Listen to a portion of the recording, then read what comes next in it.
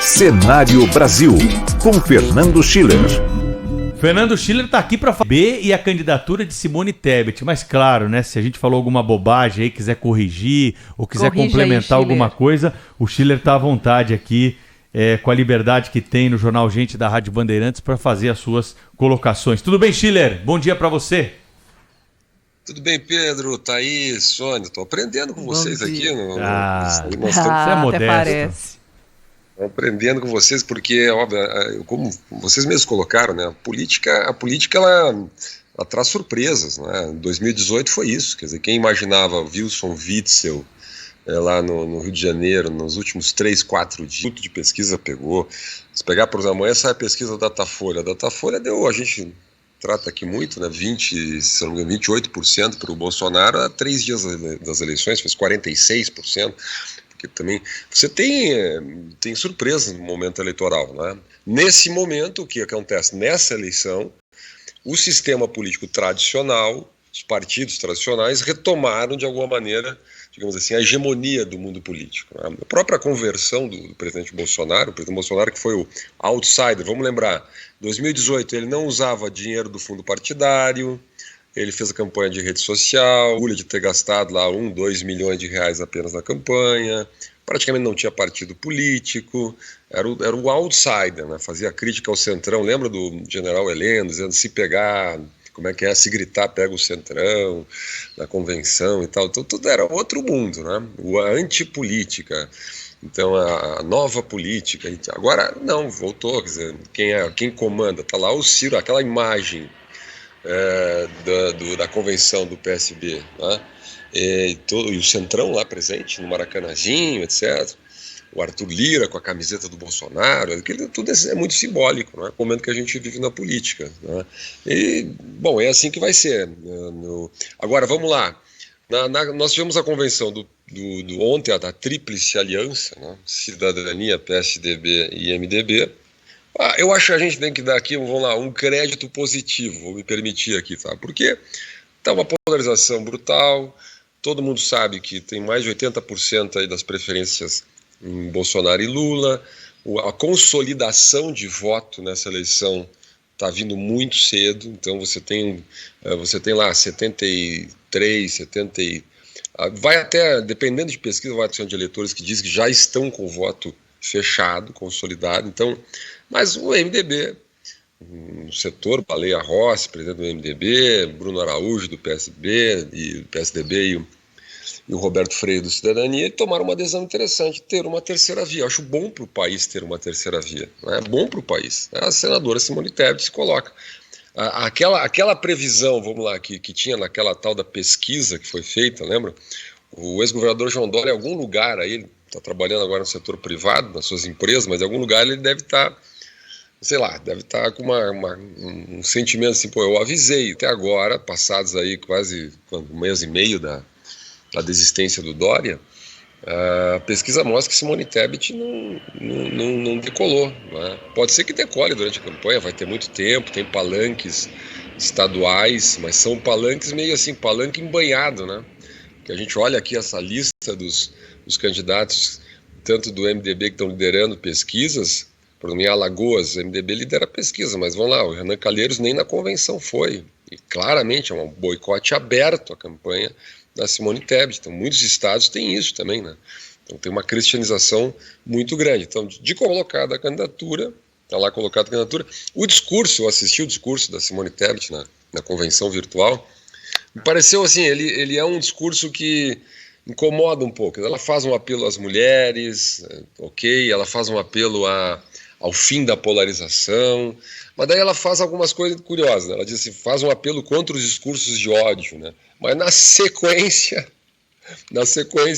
ela faz uma crítica que, na minha visão, não se difere muito das demais críticas que são feitas no Brasil, na política brasileira, que pode ser enquadrada também como um tipo de discurso de ódio. Por exemplo, ela fez uma muito curiosa ontem, né, que ela diz que a história revelará um grande esquema de corrupção na compra das vacinas, tá? A vacina por $1. Então, quer dizer, bom, se a imprensa tratasse ela como trata o Bolsonaro, diria assim, acusou sem provas, né, acusou, vírgula, sem provas, né, como sempre se bota, porque, bom, teve a CPI, a senadora Simone Tebet foi muito radical naquela CPI, foi feita a denúncia, nunca foi provado. Inclusive, uma das investigações, que era o caso Covaxin, foi encerrado, assim, foi arquivado pela ministra Rosa Weber no Supremo Tribunal Federal. Então, como é que a senadora Simone Tebet agora faz prega contra o discurso de ódio, faz uma acusação gravíssima como essa, né, de que houve um grande esquema de corrupção na compra das vacinas, né? Então, acho que não começou bem, para o meu gosto, digamos assim, acho meio estranho aquilo. Se é candidata a presidente da República, tem que ter responsabilidade. Se faz uma acusação como essa, no mínimo ela tinha que dizer, olha, tem uma evidência clara, ou não era o momento de fazer, né, no lançamento de uma candidatura como essa. De qualquer maneira, está colocado. Acho muito difícil, quer dizer, hoje a grande questão, uma das grandes questões é saber quem vai ser o vice da Simone Tebet, né? Eu conversei com algumas figuras do PSDB, quer dizer, há a possibilidade do senador estar sujeito, mas aí o preço aumenta um pouco, né? E uma das questões centrais é o Rio Grande do Sul. Vocês veem aquela listinha que vocês citaram ali do Poder 360, o único estado brasileiro que o PSDB está liderando é o Rio Grande do Sul. E é a grande estrela, né, jovem do partido, que é o Eduardo Leite, né? E lá tem uma questão crucial nesse momento da aliança. Por quê? Porque tem o Gabriel Souza, que é um deputado estadual jovem do MDB, que é o candidato do MDB ao governo. O MDB do Rio Grande do Sul é muito forte, tem o ex-governador Sartori, tem o senador Pedro Simon, tem o prefeito de Porto Alegre. O MDB do Rio Grande do Sul quer uma candidatura própria, até porque o Eduardo Leite prometeu que não seria candidato à reeleição. Só que o Eduardo Leite, o PSDB e o PSDB nacional, porque o Eduardo Leite é uma promessa para 2026 do PSDB, uma aposta do PSDB para o futuro, até pela idade, pelo destaque que tem, que é a aliança com o MDB, que é que o MDB retire a candidatura do Gabriel Souza e compõe a chapa como vice do Eduardo Leite.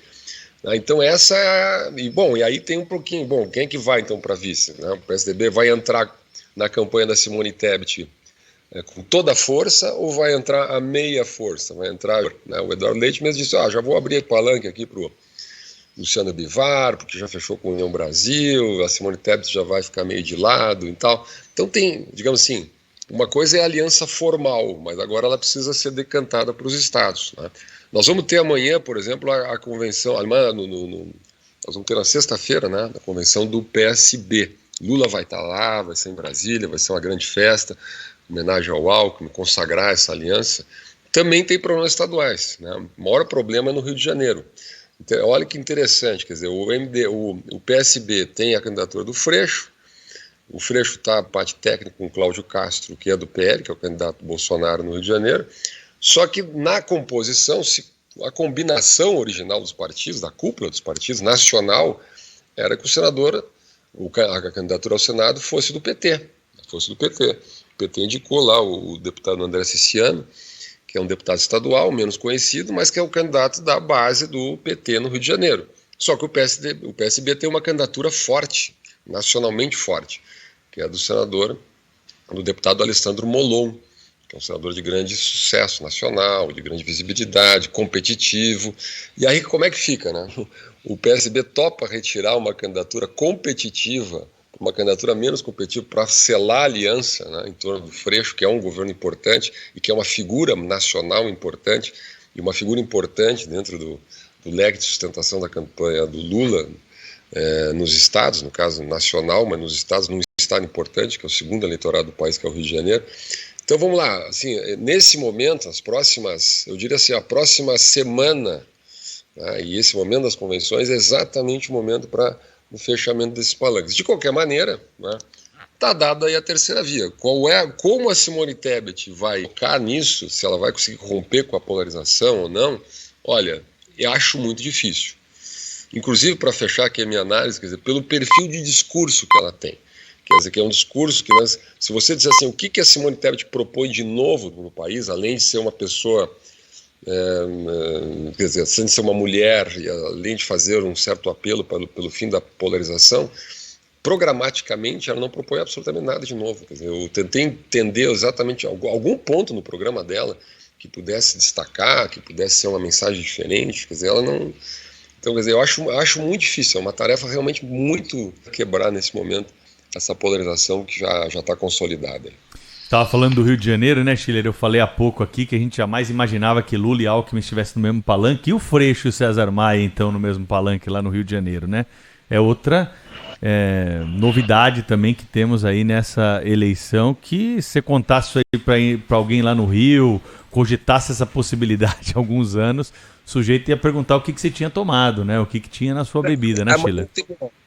Aí tem uma questão interessante, né, Pedro? Quer dizer, quando surge o Bolsonaro na política brasileira, o bolsonarismo, surge uma coisa chamada nova direita. Né? A gente conversou várias vezes sobre isso na história do Brasil, uma candidatura de direita, no sentido conservadora, né, na política brasileira. Durante 20 anos, 25 anos, a gente achava, né, a gente que eu digo assim, o mundo político, na academia e tal, eu nunca achei, para falar a verdade, tá? Mas vamos lá, eu estou falando da gente porque que o PSDB era a direita, que o Fernando Henrique era o neoliberal. Você pega os livros didáticos, você pega as convenções, você pega os encontros acadêmicos, teses acadêmicas, os neoliberais do PSDB. Né? Só que isso nunca foi verdade. Isso nunca foi verdade. O PSDB sempre foi um partido social-democrata. Social-democrata, estilo reforma aí no meio da história, né, Schiller? Exatamente. O Fernando Henrique nunca foi um político de direita, né? Nunca foi um político conservador. O Fernando Henrique sempre foi político reformista, é verdade, né? Mas dentro do âmbito da social-democracia, como foi Bill Clinton, como foi Tony Blair, como foi Ricardo Lagos no Chile, enfim, com a concertação chilena, enfim, nesta linha da social-democracia modernizante, né? Isso, inclusive, é uma aliança internacional que o PSDB tem nessa área, né? A tua amizade que ele tem com esses líderes todos, né?